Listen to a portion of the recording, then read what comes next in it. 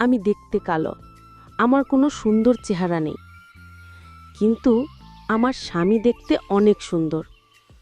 আমার বড় মার কথায় আমি তাকে বিয়ে করেছিলাম, কিন্তু বাসর রাতে আমার স্বামী আমায় রেখে অন্য রুমে চলে গেল এবং ঘুমিয়ে পড়ল।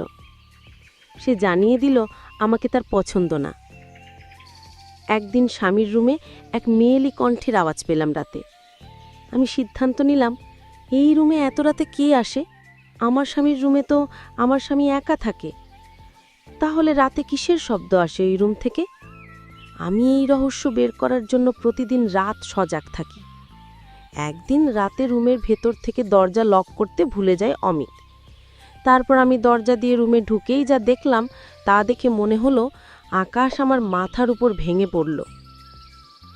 আমি রীতা, আমি এতিম। আমার বাবা মা আমার জন্মের পর আমাকে রাস্তায় ফেলে দিয়ে চলে যায়। বড় বাবা আর বড় মা রাস্তা থেকে আমাকে কুড়িয়ে আনে। তারাই আমাকে তাদের বাড়িতে এনে লালন পালন করে। আর এ বাড়ির বড় ছেলে অমিত হাসান, সে একজন ভার্সিটির প্রফেসর। গম্ভীর মুখে আমি খুব কম সময়ে হাসি দেখেছি। শান্ত মেজাজে কিভাবে মানুষকে কষ্ট দিতে হয় সে ব্যাপারে সে এক্সপার্ট। এবার ইন্টার পরীক্ষা দিয়েছি, কাল আমার পরীক্ষা শেষ হয়েছে। আর বাড়িতে আসতেই বড় মা আমাকে তার রুমে ডাকে। আমি বড় মার রুমে যেতেই বড় মা আমাকে একটা লাল টুকটুকে শাড়ি দিয়ে বলল, রীতা, এই শাড়িটা পরে আয়। আমি বললাম, কেন বড় মা, এখন কেন শাড়ি পরবো? আমার অনেক গরম লাগছে, আমি তো গোসল করব।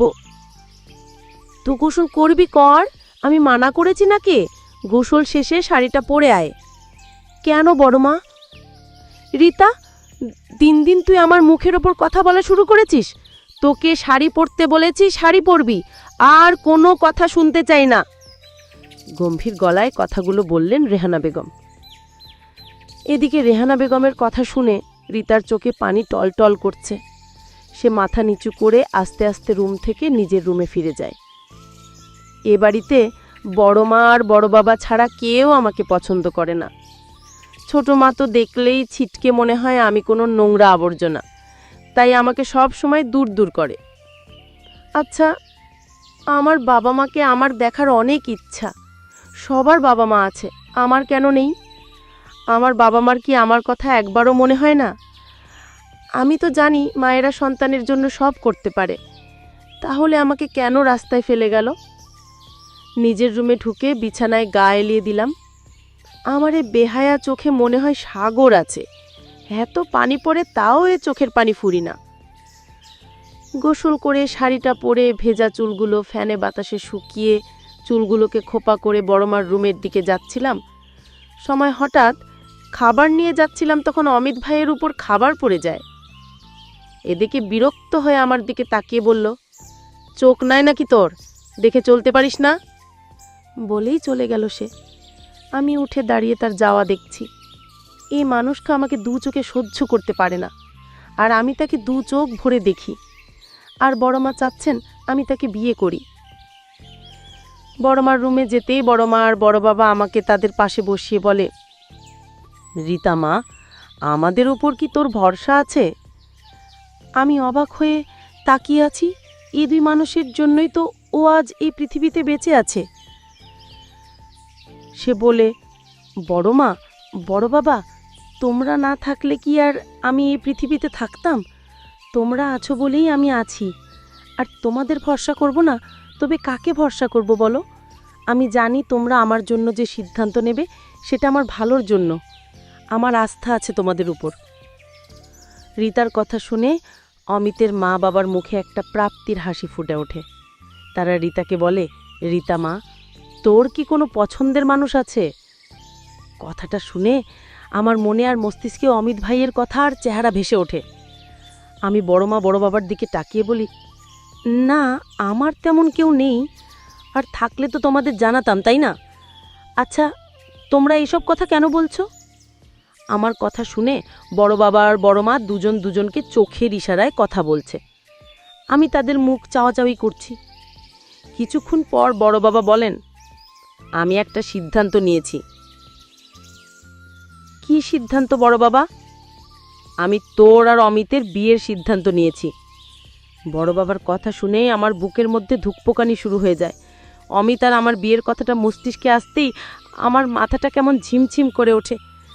যে মানুষটা আমাকে কষ্ট দিয়ে সব সময় কটু কথা শোনাতে পছন্দ করে, যে মানুষটা আমাকে পছন্দ করে না, সে আমাকে বিয়ে করবে, এটা আমার বিশ্বাস হয় না। আমার গলা শুকিয়ে গেছে। আমি ঠুক দিলে বললাম, বড় বাবা কী সব বলছো? আমার আর অমিত ভাইয়ার বিয়ে? ঠিক বলেছি আমি। কেন, তোর কোনো আপত্তি আছে কি? আমার জানা মতে তো কোনো আপত্তি থাকার কথা নয়। বড়মা বলে, সুনিতা, আমরা যে সিদ্ধান্ত নিয়েছি তোর ভালোর জন্য, বিশ্বাস রাখ, এতে তোর ভালোই হবে মা। আমি শুধু দুজনের মুখের দিকে তাকিয়ে দেখি তারা অধীর আগ্রহে তাকিয়ে আছে আমার কথা শোনার জন্য। আমি তাদের দিকে তাকিয়ে মুচকি হেসে বললাম, তোমরা যা করবে তাই হবে, আমার কোনো আপত্তি নেই। এরপরই এশারের নামাজের পর আমার আর আব্রাহামের বিয়ে হয়। রান্না করতে দিয়ে কালকের কথাগুলো ভাবছিলাম। হঠাৎ আমার গালে একটা চড় পড়াল। আমি চমকে উঠে সামনে তাকিয়ে দেখি অমিত ভাই দাঁড়িয়ে আছে আমার দিকে রাগী দৃষ্টিতে। তার এভাবে তাকানো দেখে আমার ভিতর ভয় ঢুকে যায়। এখন আবার কি বলবে আমাকে? এসব ভাবনার মাঝে অমিত ভাই বলে ওঠে, তোকে কখন বলেছি আমার জন্য নাস্তা রেডি করতে, আর তুই এখানে দাঁড়িয়ে আছিস? শান্ত স্বরে কথাটা বলে। তার এমন শান্ত স্বরে কথা শুনে আমার ভয় লাগছে। আমি বললাম, আমি এখনই আপনার নাস্তা রেডি করছি। আসলে কফি করার জন্য গরম পানি করছিলাম, তার জন্য আমার দেরি। আপনি বসেন, আমি নাস্তা দিচ্ছি টেবিলে। কথাটা শুনেই অমিত রান্নাঘর থেকে টেবিলে গিয়ে বসে। তাড়াতাড়ি করে অমিত ভাইয়ের নাস্তা দিয়ে আমি চলে আসব, তখন সে পেছন থেকে বলে, আমাকে কি তোর ভিখারি মনে হয়? মানুষ, কুকুর বিড়াল কেউ খেতে দিয়ে পাশে দাঁড়িয়ে থাকে, সেখানে আমি একটা জ্যান্ত মানুষ, আমাকে কি তোর চোখে পড়ে না? অমিত ভাইয়ের কথা শুনে আমি ভয়ে ভয়ে বললাম, আমি দুঃখিত, আমাকে মাফ করে দেন, আমি এরপর থেকে এমন করব না। বলেই তার পাশে গিয়ে দাঁড়ালাম।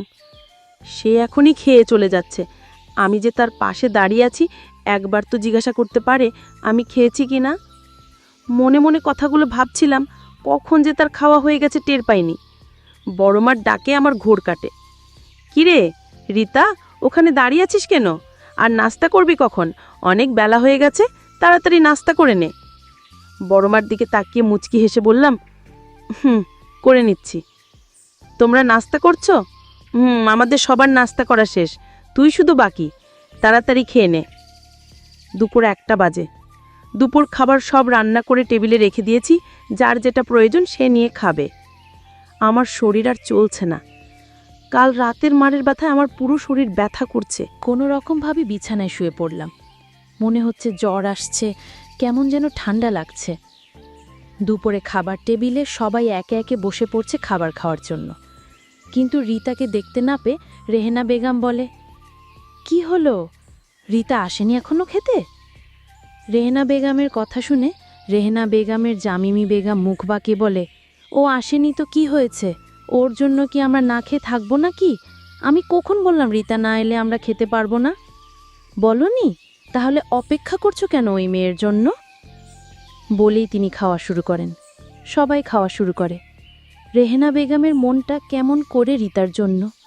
তিনি খাওয়া শেষ করে রীতার খাবার প্লেটে সাজিয়ে নিয়ে রীতার রুমে এসে দেখে রীতা বিছানায় ফ্যান অফ করে কম্বল গায়ে জড়িয়ে শুয়ে আছে।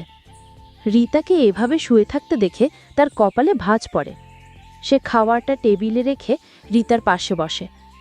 মাথায় হাত দিতেই চমকে ওঠে, ওর পুরো শরীর জ্বরে পুড়ে যাচ্ছে।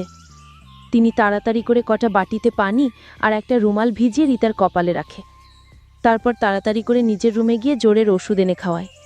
এভাবে জ্বরপট্টি আর ওষুধ খাওয়ানোর ফলে আস্তে আস্তে রীতার জ্বর কমতে শুরু করে। রাত 8টা বাজে। রীতা বিছানায় শুয়ে মাথা ব্যথায় ভুগছে। মাথা প্রচণ্ড ব্যথা করছে। তার এই সময় মায়ের কথা মনে পড়ছে।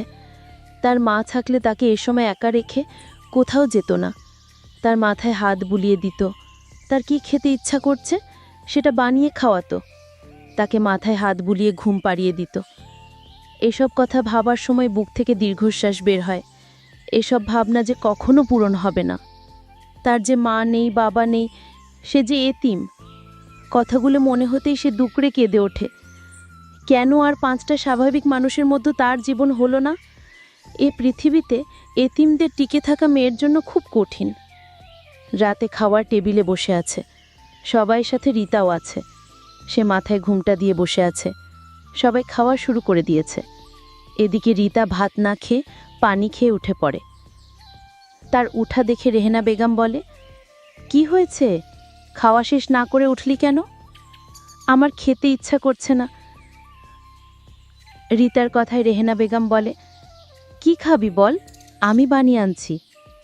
রীতা সবার দিকে তাকিয়ে বলে, আমি কিছু খাবো না, কিছু বানাতে হবে না, তুমি খাও, আমি ঘুমাবো। কথাটা বলেই ওখান থেকে রুমে যেতে পিছন থেকে ছোট মা বলে, ঢং দেখে জান বাঁচে না, সারাদিন ঘুমিয়েও নাকি তার ঘুম ফুরায় না, যত সব ন্যাকামি। কথা শুনে রীতা পিছনে আর না তাকিয়ে নিজের রুমে চলে গেল। রাত 1টা বাজে। রীতা বসে বসে পড়ছে। জ্বর কিছুটা ছুটেছে, তাই বই নিয়ে পড়তে বসেছে। অ্যাডমিশনের জন্য কোচিংয়ে ভর্তি হবে না, সে নিজে যা পড়বে তাই। অধার ওর পিছনে এত টাকা খরচ করবে, তাই মন দিয়ে পড়ছে সে। পড়তে পড়তে রাত 2টা বেজে গেছে, কখন সে বুঝতেই পারেনি। পড়ার টেবিল থেকে উঠে আয়নার সামনে দাঁড়িয়ে নিজেকে পরখ করে সে। সে তো সুন্দর না দেখতে, উজ্জ্বল শ্যামলা, তার মুখটাও ছোট, ছোট মুখে ব্রণের দাগ। তার মতো অসুন্দর মেয়েকে কি করে এমন সুদর্শন পুরুষ পছন্দ করবে? অভিমান হলেও তুমি আমাকে, তারপর বড় মার কথায় এক পর্যায়ে আমার সাথে অমিত ভাইয়ের বিয়ে দিয়ে দিল। বিয়ের প্রথম বাসর রাতে অমিত ভাই আমাকে বলে, তুই আমার মাকে ভুলিয়ে ভালিয়ে কৌশল ব্যবহার করে আমাকে বিয়ে করলি কেন? না অমিত ভাই, আমি আপনাকে বিয়ে করতে চাইনি, আপনার মা আমাকে পছন্দ করে বিয়ে দিয়েছে আপনার সাথে। তুই কি করে ভাবলি তোর মতো একটি মেয়েকে আমি বিয়ে করব? আমি শুধু বাবার দিকে তাকিয়ে তোকে বিয়ে করেছি, আর তুই নাকি চাস এ বাড়িতে রাজরানী হয়ে থাকতে। তা কখনো সম্ভব না, তোর এই আশা কোনো দিন পূরণ হবে না। আমি বললাম, দেখুন, আপনার মা আমাকে পছন্দ করে আপনার সাথে বিয়ে দিয়েছে, এখানে আমার কি দোষ? তোর দোষ মানে তুই রাজি হলি কেন? তোর রাজি হওয়াটাই তোর অপরাধ। তোর মতো কালো মেয়েকে আমি বড় করে নেব কি করে ভাবলি? এই কথা বলে অমিত ভাই তার স্টোর রুমে ঘুমাতে গেল। আমি কাঁদতে লাগলাম আর বলতে লাগলাম, হায় আল্লাহ, আমার কপালে কি এই পরিণতি ছিল? কাঁদতে কাঁদতে শুয়ে পড়লাম। হঠাৎ অমিত যে রুমে ঘুমায় সে রুম থেকে কিসের যেন আওয়াজ আসছে, মনে হচ্ছে মেয়েদের শব্দ। আমি অবাক, এ রুমে তো অমিত একা, তাহলে মেয়েদের মতো শব্দ কেন হচ্ছে? আমি ধীরে ধীরে রুমের দরজার কাছে গেলাম এবং দরজায় ধাক্কা দিতে সাহস পেলাম না। কিন্তু আমার একটাই রহস্য খুঁজে বের করতে হবে, স্টোর রুমে কিসের আওয়াজ এটা আমার জানতে হবে।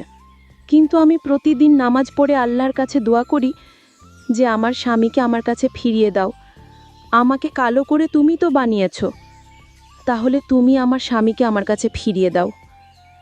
আমি যখন রাতে ঘুমাতে গেলাম হঠাৎ আবার সেই রুম থেকে আওয়াজ আসছে। সেই দিন হয়তো আমার অমিত হাসান দরজা ভিতর থেকে নক করতে মনে ছিল না, আর তাই আমি দরজায় গিয়ে রুমে গিয়ে দেখি আমার বান্ধবীর সাথে বসে গল্প করছে, হাসাহাসি করছে। আমার বান্ধবী বলতে লাগলো, আমি তোমাকে অনেক ভালোবাসি অমিত, তুমি তোমার কালো ভুটনি বউকে এ বাড়ি থেকে তাড়িয়ে দাও। অমিত হাসান বলছিল, রীতাকে প্রতিদিন মারধর করি, তারপরেও বাড়ি থেকে যায় না। আমি যে দাঁড়িয়ে তাদের দৃশ্যগুলো শুনছি সেদিকে তাদের কোনো খেয়াল নেই। আমাকে দেখার আগেই আমি চলে আসলাম। আমি তাদের দৃশ্য দেখে আমার মনকে কোনোভাবেই বোঝাতে পারছিলাম না। আমি কান্নায় ভেঙে পড়লাম। আমার বান্ধবী দেখতে অনেক সুন্দরী, আর তাই তাকে ভালোবাসে, আর আমি কালো, তাই আমাকে পছন্দ করে না। আমি কালো হয়েছি এটা তো আমার হাতে নেই, উপরওয়ালাই বানিয়েছে।